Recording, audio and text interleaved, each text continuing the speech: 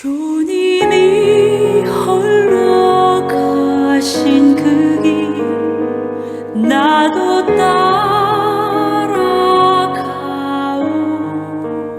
평신도의 눈으로 보는 순교자 이야기. 물과 피를 흘리신 그 길을 나도 가오. 이 시간은 주님을 마음 깊이 사랑하고 순교로 그 사랑을 증명했던 순교자들의 삶과 영성을 따라가 보는 시간입니다. 바다 끝이라도 나는 괜찮소. 죽어가. 네, 비아동 본당 조명순 자매님과 함께합니다. 자매님 어서 오세요. 안녕하세요. 평화를 빕니다. 비아동 본당 조명순 클라라입니다. 반갑습니다. 네, 반갑습니다. 자매님 한 주간 좀 어떻게 지내셨나요? 조금 전에 이 재난 방송도 하셨는데요. 네. 덥고 습한 날씨가 지금 계속되고 있어가지고 좀 힘들긴 하네요. 그런데도 어제 복날이었잖아요. 그래서 복날 복된도 하면서 잘 지내고 있습니다. 네, 무더운 날씨지만 좀 힘내서 여름을 잘 이겨냈으면 좋겠습니다. 네. 평신도의 눈으로 보는 순교자 이야기 번외 특집으로 최양업 신부의 여정을 따라 착후 성지순례 이야기 이어가고 있는데요. 오늘은 어떤 이야기 준비해 주셨을까요? 네, 오늘이 9번째 이야기고요. 드디어 마지막 시간입니다. 지난 시간까지 한국 교회사와 인연이 깊은 이 착후와 백화점으로 순례를 떠나보았는데요. 오늘 이 마지막 시간에는 계주에 있는 양관성당으로 순례를 이어가 보도록 하겠습니다. 네, 자매님께서 중국 순례 여정을 소개해 주시면서 이동할 때마다 거리가 멀어서 이동 시간이 좀 상당하다는 말씀을 여러 번 해주셨는데요. 중국 착후에서 양관까지는 얼마나 걸리나요? 네, 이 착후 성당에서 나온 우리 일행은 이 계주, 중국말로는 까이저우라고 하는데요. 거기를 가기 위해서 또 이동을 했습니다. 약 93km였고요. 1시간 반을 또 달려야 했습니다. 양관은 어떤 곳인가요? 양관은 요령성의 그 계주시에서 남동쪽으로 약 20km 지점에 위치해 있는데요. 현재는 나전촌이라고 불리고 있습니다. 가구 수는 약 50여 호쯤 되는 이 한적한 농촌 마을입니다. 양관성당은 천주교 역사에서 어떤 의미를 가지고 있을까요? 양관성당은 1838년 이 만주교구가 북경교구로부터 분리 설정될 당시에 현재 그 동북 삼성이라고 불리는 만주 전체를 삽목하던 주교자 성당이었는데요. 초대 교구장에 임명된 베롤 주교는 1840년 이 양관에 부임해서 주교자 성당을 건립했습니다. 그리고 이때부터 이 양관 성당은 만주 남쪽 지역의 정교 중심지가 되었답니다. 그렇다면 이곳 양관성당이 우리나라 천주교와는 어떻게, 언제 인연을 맺었을까요? 네, 이 양관 지역과 한국 천주교회와 인연은 그 최양업과 김대건 신부님이 신학생이었던 1842년으로 거슬러 올라갑니다. 에릭본호와 파브리오를 타고 귀국을 꿈꾸었던 이 최양업과 김대건 일행은 그 뜻을 이루지 못하고 백화점 교우촌으로 가서 이 두요셉 회장집에 유숙하게 되었다는 말씀을 지난 시간에 말씀을 드렸었는데요. 네. 이후 김대건 신부는 그곳에 남게 되고 최양업 신부가 이곳 양관 교우촌을 거쳐서 소팔가자 교우촌으로 가게 되었다는 기록에서 이 양관 교우촌과의 인연이 잠깐 언급이 됩니다. 그리고 1년 후인 1843년에는 이 제3대 조선교구장으로 임명되신 페레월 주교의 성성식이 바로 이 양관 성당에서 있었습니다. 이때 김대건 또 최양업 신학생은 물론 또 조선의 선교사들도 이 서품식에 참석했었다는 기록이 있습니다.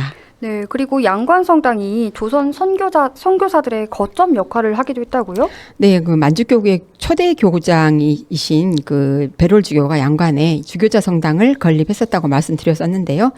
훗날 제4대 조선교구장으로 임명되는 베르네 신부는 1844년 3월 그 만주 선교를 위해서 이 요동에 도착한 이래로 양관과 착후를 중심으로 해서 사목 활동을 펼치게 됩니다. 이후 양관 성당은 이 한국 천주교회와 밀접한 관계를 맺게 되는데요. 조선 선교사들이 이 만주를 여행할 때 자주 이곳에 거처하게 되면서 양관성당은 조선 선교사들의 거점이 되기도 했습니다. 이렇게 되자 이 만주교구의 베롤 주교는요, 양관성당은 이 베르네 신부에게 맡기고 자신은 이 계주의 작은 성당을 다시 건립을 해가지고 주로 이곳에 거처하면서 만주 전역을 순방했다고 합니다. 네, 그런데 이렇게 활발하게 신앙 활동을 이어가던 이곳 양관성당에 가슴 아픈 일이 발생한다고요? 네, 1846년 7월 7일 이 양관성당 중국당에 이 마적대가 난입하는 사건이 벌어집니다. 그로 인해서 그 브루니에르 신부님이 피살이 되었고요. 교회 재산은 강탈당했습니다. 이에 위협을 느낀 베롤주교가 서둘러서 이 백가정 공소를 차쿠 본당으로 승격시키면서 이 사목의 중심지를 양관에서 차쿠로 옮긴 것으로 보고 있습니다. 그리고 20여년의 세월이 흐른 2869년 조선 선교사들이 이 베롤주교로부터 차쿠의 사목 관할권이 재치권을 이관받게 되면서 이 양관 지역도 여기에 포함된 것으로 보고 있기 때문에 이것도 지난 시간에 말씀드린 것처럼 차쿠 성당과 마찬가지로 중국 땅에 있는 이 조선교구 관할 성당이었던 것입니다. 네, 정말 안타까운 역사인 것 같습니다. 자매님께서 직접 양관 성당을 좀 순례하셨는데요. 현재의 모습은 어떻습니까? 양관 성당의 예터는 마을 뒤편에 있었습니다. 주교자 성당이었고 또 주교 성성식도 있었고 또 사목의 거점이었던 이 양관 성당이었으니까 얼마만큼의 규모가 있었을 거라고 짐작이 되는데요. 그때의 그 아름답고 웅장한 주교자 성당은 이제는 온데간데 없고 여러 번 찾아왔을 신부님도 한 번에 찾지 못할 만큼 민가 안에 초라하기 그지없는 모습으로 남아 있었습니다. 네, 천주교 역사에서 큰 의미가 있는 이곳 양관성당이 지금은 옛 자취를 찾기 어려운 모습이라고 하니 안타깝고 뭔가 조금은 쓸쓸한 느낌이 듭니다. 자매님께서는 어떤 느낌을 받으셨나요? 이 폐교된 초등학교 건물 6칸과 또 옛 성당에 남아있는 벽돌담이 전부였는데요. 그 이유는 베롤주교가 지은 그 처음의 성당이 1966년부터 1976년에 있었던 중국 문화혁명 때 그 홍위병들에게 파괴되었기 때문이었습니다. 그 자리에 학교가 건립이 되었다가 또 폐교가 되었고 또 최근에 허가를 받아서 이 폐교된 건물 오른쪽 한 칸을 개주본당의 나전총 공소, 경당으로 개조해서 사용하고 있었습니다. 네, 사진으로 보는데 상당히 좀 안타깝네요. 네, 그렇죠. 이 5집에 약 10명 정도의 신자들이 개주성당에서 주일미사에 참여하고 있는 정도라고 하네요. 네, 사람이 돌보지 않고 관심을 가지지 않는 공간은 어떤 식으로든 좀 금방 표가 나더라고요. 네, 폐교가 된 6칸 건물의 그 오른쪽 한 칸을 공소로 사용하고 있다고 말씀드렸었는데요. 왼쪽 칸에는 돼지를 키우는 돼지 우리였습니다. 네. 신부님께서는 아무리 거룩한 성전이라도 끊임없이 돌보지 않으면 이렇게 돼지우리가 될 수 있다고 하시면서 안타까운 마음을 드러내 보이셨는데요. 그도 그럴 것이 양관 성당으로 가는 길에 이리 지나쳤던 집들의 담들이 양관 성당의 이 무너진 벽돌들로 채워져 있는 것을 확인할 수 있었는데요. 지금 사진에 보이는 것처럼 저렇게 위에 있는 그 네모 반듯한 벽돌들을 사용했던 것 같습니다. 양관 동네의 가옥 중에서 절반가량이 이렇게 무너진 성당 벽돌들을 주워다가 지은 집이라고 해서 씁쓸한 마음이 좀 들었습니다. 네. 공소로 사용하고 있는 이 오른쪽 한 칸도 실망스럽긴 마찬가지였는데요. 나무 십자가가 걸린 벽 양쪽으로 이 빛바랜 예수 성심 성화와 또 성모 성심 성화가 걸려 있었고요. 제대와 독소대 그리고 또 긴 나무의자 등이 놓여 있긴 했지만 칠이 벗겨져서 속을 훤히 드러내놓고 있는 벽도 그렇고요. 지금 사진에서 보이시죠? 벽도 좀 그랬고 또 판넬인지 뭔지 좀 곧 떨어질 것만 같은 이 아슬아슬한 천장도 그렇고요.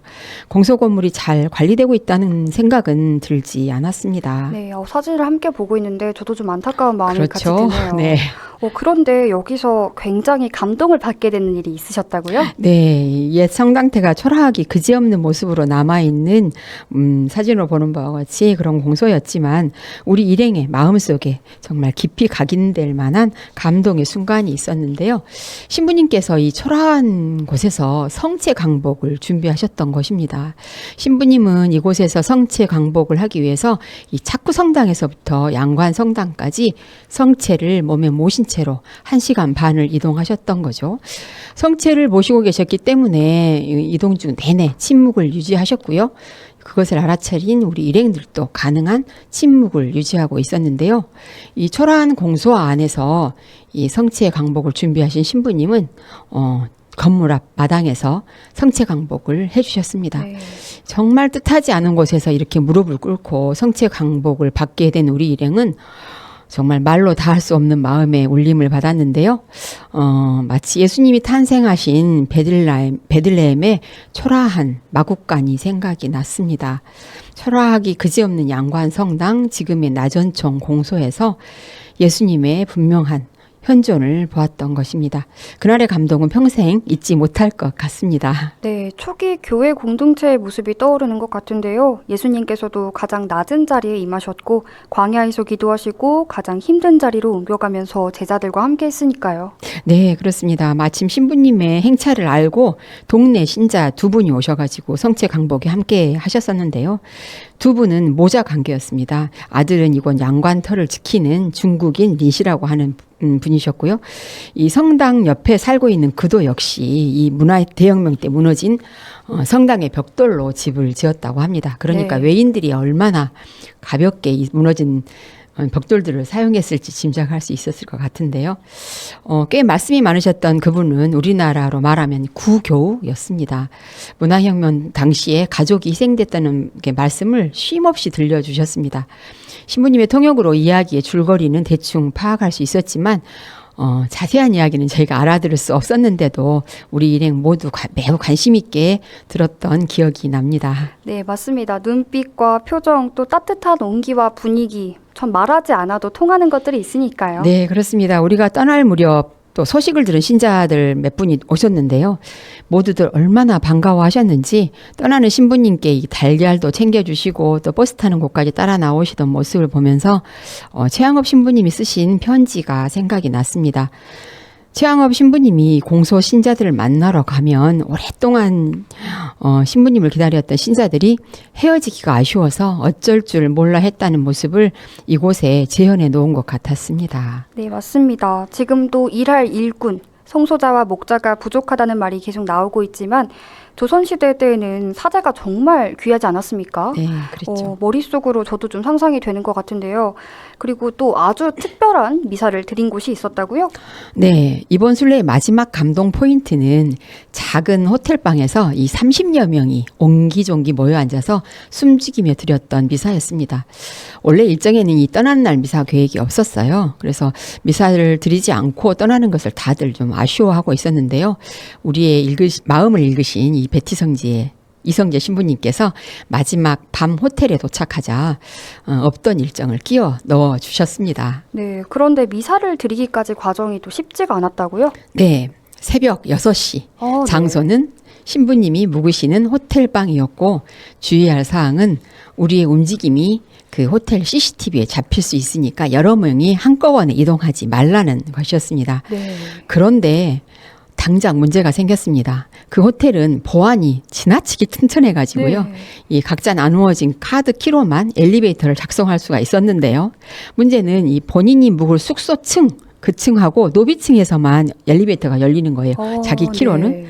그러니까 신부님의 숙소인 이 11층을 정상적인 방법으로는 갈 수가 없었던 거죠.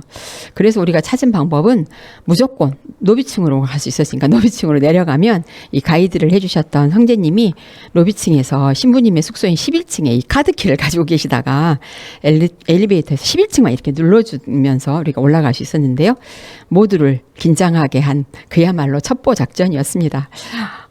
미사가 있다는 소문을 듣고 이렇게 비밀리에 모여들었던 우리나라 박해 시대에 딱 그 상황이었던 것 같습니다. 네, 그렇네요. 지금도 미사를 드리기 위해서 이렇게 첩보 작전을 방불케 하는 노력이 필요했는데 그때는 진짜 오죽했겠습니까? 그렇죠. 다행히 그리고 우리 무사히 모두가 그 방에 모이게 되었는데요. 작은 호텔방에서 34명이 모였던 것입니다.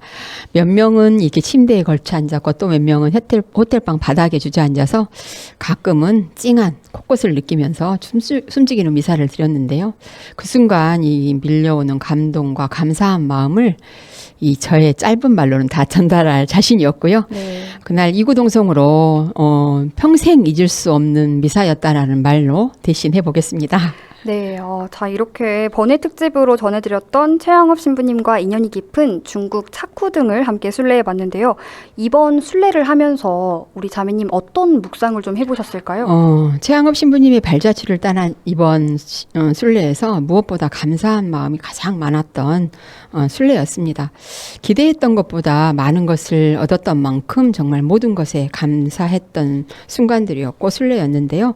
지금 생각하면 그저 꿈만 같은 아주 짧지만 3박 4일 아주 짧지만 굵은 순례 여정에서 그동안 좀 영적으로 느슨해지고 나태해진 나를 다시 추스릴 수 있었고 또 다시 시작할 수 있는 용기를 주었던 순례였습니다. 마지막으로 한 가지 바람이라면 이 순례 여정에서 드린 우리의 간절한 기도들이 최양업 신부님의 시복에 도움이 되기를 소망하면서 최양업 신부의 여정을 따라서 걸었던 최양업 신부와 착후 이야기를 마무리하도록 하겠습니다. 무려 9회차에 걸친 긴 순례 이야기 들어주셔서 감사하고요. 다음 시간에는 또 새로운 테마로 순교자 이야기 이어가 보도록 하겠습니다. 네, 자매님과는 여기서 인사 나눌까 합니다. 오늘도 좋은 이야기 나눠주셔서 감사합니다. 네, 감사합니다. 네, 비아동 본당 조명순 자매님과 함께했습니다.